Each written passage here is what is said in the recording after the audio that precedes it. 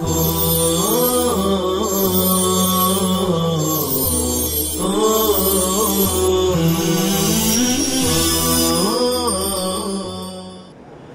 اللہ الرحمن الرحیم۔ مسبوق کی 3 رکعت چھوٹ گئی۔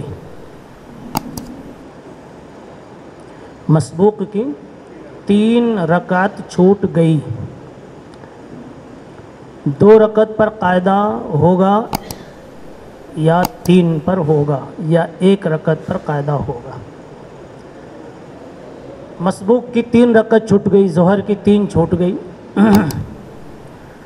1 مل گئی۔ اس میں اصول یہ ہے کہ قاعدے کے سلسلے میں پائی ہوئی رکعت کو جوڑ کر ہر دوسری پر بیٹھتے جانا، یہ اصول ہے۔ اب آپ ہی بتا دیجئے، پائی ہوئی رکعت کو جوڑ کر 2 پر بیٹھنا، کتنی ملی ہے یہاں پر؟